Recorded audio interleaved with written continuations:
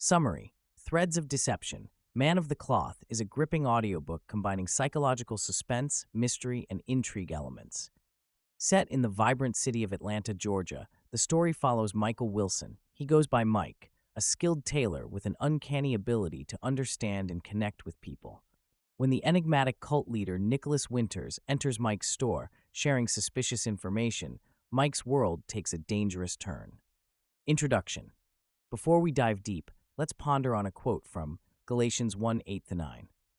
But even if we or an angel from heaven should preach a gospel other than the one we preached to you, let them be under God's curse. As we have already said, so now I say again, if anybody is preaching to you a gospel other than what you accepted, let them be under God's curse. Within Man of the Cloth, we journey into shadowy corners where corruption lurks, pulling back the curtain on tragic and deeply unsettling actions carried out by those once held in spiritual reverence. List of betrayals, confronting the shadows. As we tackle this list, let's tread with empathy, understanding the gravity of each revelation. These are real things that bad people have done to good people. To advise caution, know that these things happen and have happened almost daily worldwide. Most churches and organizations do not sanction this behavior as acceptable actions in the house of God and will never admit to them happening. Unfortunately, you will only read or hear about it after it happens and they are caught. Most organizations are layered with secrets and pride, and because all men and women sin, if leadership learns the truth, it could be denied to prevent hurt to their image. Take this list as a guide and beware of things that may seem one way, but actually are another. There are good people in great churches, and they all sin. Scriptures to help discern. You are of your father the devil, and the desires of your father you want to do. He was a murderer from the beginning, and does not stand in the truth, because there is no truth in him. When he speaks a lie, he speaks from his own resources, for he is a liar and the father of it. He who is of God hears God's words, therefore you do not hear, because you are not of God. However, when he, the Spirit of truth, has come, he will guide you into all truth, for he will not speak on his own authority, but whatever he hears he will speak, and he will tell you things to come. John 16:13. As we navigate the painful realities within some churches, it is essential to acknowledge the grave transgressions that have marred its history. While these actions represent a fraction of the broader context, they remind us of the urgent need for change. Here, we recognize some of the ways in which individuals have corrupted the church, betraying the trust of the faithful. Sexual abuse of children. Tragically, there have been cases where those in positions of authority within the church have exploited their power to commit heinous acts of sexual abuse against children, leaving lifelong scars on the victims. Cult-like manipulation. Some have perverted the teachings within the church, forming cult-like groups that employ coercive tactics, emotional manipulation, and mind control techniques to exploit vulnerable individuals. Financial exploitation. Instances of financial corruption have tarnished the church's reputation, as individuals have misappropriated funds, engaged in fraudulent practices, or coerced congregants into excessive donations. Abuse of spiritual authority. The misuse of spiritual authority has manifested in instances where leaders have exerted undue control, silenced dissent, or imposed their personal beliefs on congregants, stifling individual expression and freedom. Hypocrisy and moral failings. Instances of hypocrisy among clergy members, such as engaging in immoral behavior contradictory to the teachings they profess, have eroded trust and caused disillusionment. Cover-ups and lack of accountability. The failure of some church institutions to address and properly respond to allegations of abuse or misconduct has perpetuated harm and betrayed the trust of those seeking justice. It is our collective responsibility to confront these painful truths, support survivors, and work towards a church that embodies its core principles of love, compassion, and justice. Through understanding, transparency, and a commitment to change, we can strive for a future where the sacred cloth is untainted and the church remains a sanctuary of healing, redemption, and genuine spiritual growth. Chapter 1: The Tailor's Craft.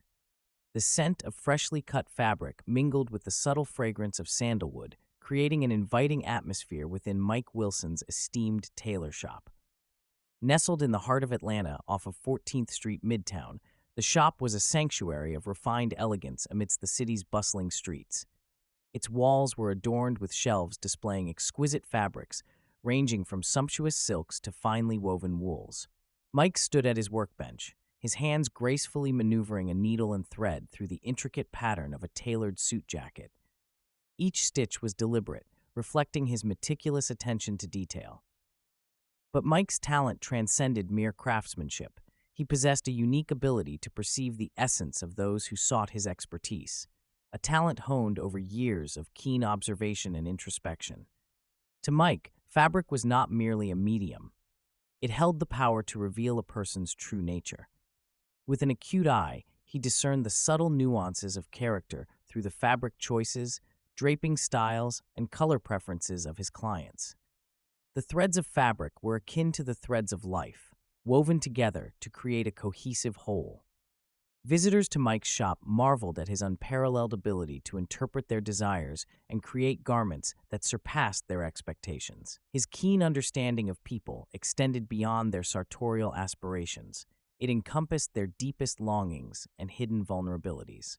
Within the walls of his establishment, customers were not merely patrons, but individuals who found solace in being seen, understood, and valued. On a sunlit afternoon, as golden rays filtered through the shop's expansive display windows, a gentle jingle announced the arrival of a new customer. Mike glanced up from his work and beheld a tall, enigmatic figure who exuded an air of mystery. The man possessed intense hazel eyes that seemed to hold a depth of secrets, and his charismatic presence commanded attention. Introducing himself as Nick, the man's warm smile masked an indefinable darkness that sent a shiver down Mike's spine. Nick spoke in hushed tones, as if imparting a clandestine revelation, and made mention of an upcoming event that rang with an ominous undertone. Mike's spirit was unsettled, his instinct inflamed, and a twist of suspicion unfurled in his mind, connecting this intriguing stranger to the secretive cult that had captured his curiosity as of recent. Being aware of cult activity post-military after retirement, he was trained to be sensitive to any behavior that was the fruit of cult leadership. His job when he was enlisted was to connect with people and follow the thread of association to monitor any terrorist groups, cults, or potential threats to national security.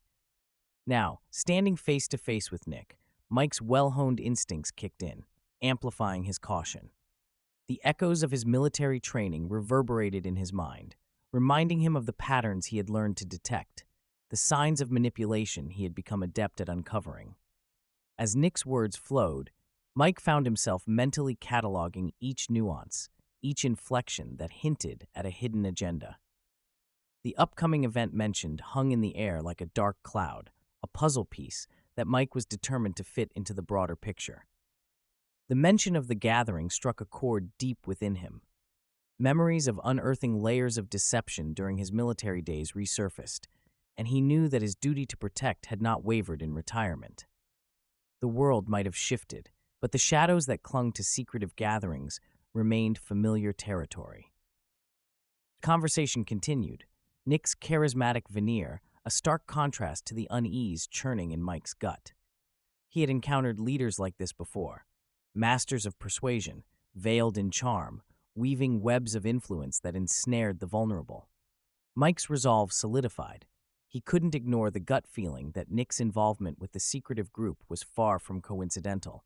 In the midst of polite exchanges and seemingly innocuous words, Mike mentally traced connections, drawing parallels between the past and the present. His instincts weren't dulled by time. If anything, they were sharper than ever. The clock was ticking, and he sensed that the pieces of this puzzle were slowly falling into place. Nick's smile remained, but Mike saw past the facade. The warmth was a front, a carefully constructed mask concealing the true intentions lurking beneath. And as Mike listened, every word confirmed his suspicions. The secretive cult he had once tracked had resurfaced, and Nick was a key player in this intricate dance of manipulation and control. With the memory of his military training and his innate sensitivity to cult dynamics, Mike stood at the crossroads of a new mission. He understood that the threat was real, the stakes higher than ever. And just as he had done in the past, he would follow the thread of association, untangle the web of deception, and bring to light the darkness that sought to entrap those who were unaware. The duty he had sworn to uphold remained unwavering as he embarked on this new chapter, ready to expose the threads of deception woven by those who sought to exploit the vulnerable. Throughout the day, a tapestry of conversations unfolded within the shop, interweaving like the delicate rustling of fabric. Customers spoke among themselves, sharing personal stories and confidences as if Mike were an unseen confidant. His unassuming presence created an ambiance of trust and ease, compelling individuals to reveal their deepest fears and desires. As the hours passed, Mike couldn't dismiss the nagging sense that something was awry. The encounter with Nick lingered in his thoughts, a disquieting puzzle piece that refused to fit neatly into the tapestry of his understanding. He couldn't idly stand by while unsuspecting souls fell under the sway of a charismatic but potentially dangerous leader. With a resolute glimmer in his eyes, Mike made a solemn vow to unravel the threads that bound the followers of Nick's cult. Drawing upon his profound understanding of human psychology and sociology, he would embark on a quest to liberate their minds from the intricate web of manipulation. He was once titled a military minister. His journey and apprenticeship training in theology convey the next steps of freeing the heart and soul after freeing the mind from this false prophet. In order to renew the minds of Nick's followers, he would need to devise a plan to understand what connects them mentally to their beliefs. And do not be conformed to this world, but be transformed by the renewing of your mind, that you may prove what is that good and acceptable and perfect will of God. Unbeknownst to Mike, this decision would propel him into a perilous journey where truth and deception became indistinguishable. The threads of his own life would be tested, and the boundaries of trust and betrayal would blur. Armed with his keen intuition and unwavering determination, Mike would seek to save those ensnared by the cult's grip, while risking his own sanity and safety in the process.